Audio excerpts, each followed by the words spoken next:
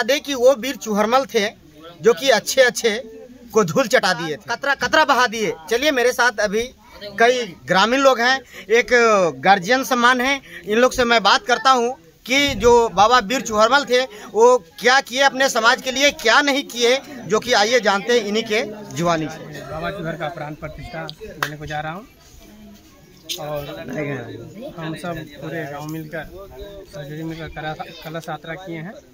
Sir, कहीं यज्ञ होता है या कहीं देवी देवताएं का पूजा किया जाता है तो वहाँ पे कलश यात्रा किया जाता है, शोभा यात्रा किया जाता है, लेकिन आज वीर चूहरमल जी का प्राण प्रतिष्ठा पे आप लोग कलश यात्रा किए, जाइएगा उनके लेकर। सर, वीर चूहरमल जो हमारा भगवान जी हैं, किन्हीं भगवान से कम नहीं है, उनको भी भगवान का दर्जा माना गया है और मानते आ रहे हैं, हमारे पूर्वजनों से भी मानते आ रहे हैं, मानना ही पड़ेगा सबको, सभी को।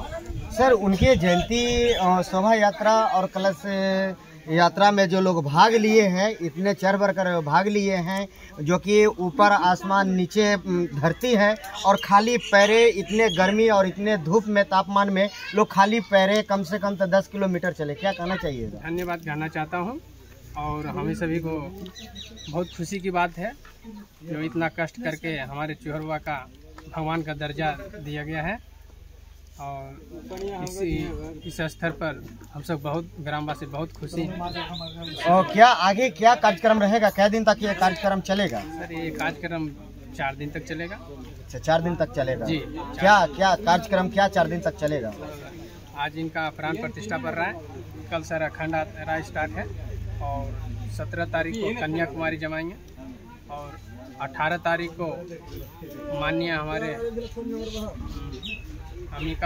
अमिका पासवान जी आ रहे हैं। अच्छा, अमिका पासवान जी आप लोग के क्षेत्र में आ रहे हैं? हम लोग के क्षेत्र में अमिका पासवान जी आ रहे हैं। प्रमुख कार्यकर्ता जो है उनका पूर्व सांसद ब्रह्मदेवानंद पासवान जी आ रहे हैं। तो 18 तारीख को 4 बजे से पहुँच रहे हैं और यहाँ मेला का उत्सव। मुख्य कारण है कि हम लोग की समाज में शिक्षा का अभाव है और शिक्षा इतना महंगा हो गया है सरकार के द्वारा, खाली बस ग्राउंड में जीरो है। सरकार के द्वारा जो शिक्षा मुहैया कराया जाता है वो ग्राउंड में जीरो है। जीरो होने के कारण खाली टीचर लोग आते हैं और अपना अटेंडेंस लगाए और फॉर्मेलिटी करके। क्या बात कर रहे हैं सर, वो तो अच्छे से पढ़ाई लिखाई दे रहे हैं। जी नहीं, उनको मार्क्स देखिए क्या है, कितना मान लीजिए कि परसेंटेज मार्क्स आया है। समाज आज तक धरातल पर मैंने बिल्कुल जीरो है। शिक्षा की जो शहरी क्षेत्र है और ग्रामीण क्षेत्र है, बहुत आकाश जमीन के अंतर है। ग्रामीण क्षेत्र में बिल्कुल शिक्षा जीरो है। शिक्षा जीरो होने का मतलब ये है कि हमारे पूर्वज के बारे में नहीं जानते, हमारी दिनचर्या के बारे में नहीं जानते हैं, संदेशा टीचर द्वारा नहीं दिया जाता है, बताया नहीं जाता है और समय समय पर स्कूल में कोई सर्वेक्षण करने के लिए नहीं आता। फॉर्मेलिटी के तौर पर मैंने एक स्कूल का नाम है, लेकिन स्कूल में बिल्कुल शिक्षा नहीं है। क्या आप लोग इसका विरोध किए? हाँ, विरोध किए हैं, आवाज़ उठाए हैं, अधिकारीगण से बोलो ठीक है अगला सुधार होगा, लेकिन आज तक सुधार नहीं हुआ। देखिए आज गली नली शिक्षा बिल्कुल नहीं है, स्वास्थ्य बिल्कुल नहीं है, खास करके ग्रामीण क्षेत्र में नहीं, दलित वर्ग में नहीं। भूमि जो हीन है उनको भूमि नहीं मिला तो किसको पोषण? सरकार के तो कहना है कि जितने जिसका भागीदारी उतने उसके हिस्सेदारी। आप कर रहे हैं कि हमारे पास इस तरह से भेदभाव की। अरे आप देखिए ना, न्यायपालिका में 94% कौन है? RTI द्वारा सूचना मांगा गया, 94% अपर कास्ट है न्यायपालिका में भी और जितने भी शासन प्रशासन में। समाज के लिए एक कतरा बहाते हैं चिराग पासवान जी। सर, 5 उंगली बरोबर नहीं है, अपना खाली जेब भर रहे हैं। समाज का कौन सा दुख दर्द बांटा है बताइए? दुख दर्द में कहाँ शामिल हुए हैं? समानता का अधिकार आज भी भूमिहीन है। गांव में घर में रहने के लिए जगह नहीं है। सबको दिलाएंगे चिराग पासवान जी, सबको दिलाएंगे। कभी नहीं दिलाएंगे जब आज तक इस दरवाजे पर नहीं आए हैं। खाली नाम के लिए पासवान है, लेकिन पासवान के क्या भलाई की है बताइए?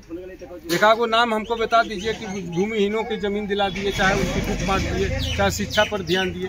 बताइए इसी गाँव में मान लीजिए किसी भूमिहीन कितने हैं, रहने के लिए जगह नहीं है, किसको जमीन आके दिलाती है? देखिए, ये बहुत दुख की बात है, ये बहुत दुख की बात है कि जब जिस जगह पे आज चिराग पासवान जी है, उस जगह पे उनके माननीय पिताजी थे, तो अपने समाज के लिए वो ये नहीं देखते थे कि दिन है या रात है, और नहीं वो धर्म न जात करते थे, वो सबकी बात करते थे। लेकिन आज चिराग पासवान जी के अपने समाज भी ठोकर मारने लगे हैं, और किस तरह से ठोकर मार रहे हैं जो कि आप सुन रहे हैं क्या कहना चाहिएगा विषय? सर हम ये कहना चाहेंगे, आज जो पासवान समाज चाहे दलित समाज भूमिहीन है, बिहार में कितने को जमीन दिला दी, उस संविधान में पूरे पालन करके क्या दिलाए हैं? क्या कितने के घर नहीं है, हरिजन कॉलोनी अभी तक नहीं मिला है। चलिए, मैं आदरणीय चिराग पासवान जी के कहता हूं कि आप अगर कहीं भी बैठे हैं अपने समाज के लेकर ही बैठे हैं। अगर आपका समाज नहीं होता तो आप उस जगह पे नहीं जाते और अच्छे अच्छे लोग उस जगह पे नहीं जाते। अगर अभी से भी आपके पास मौका है, अगर अपने समाज के बीच रहना है, आपका समाज की देखना है, तो अपने समाज की विकास के बारे में भी सोचिए और आकर इन लोगों से मिलिए।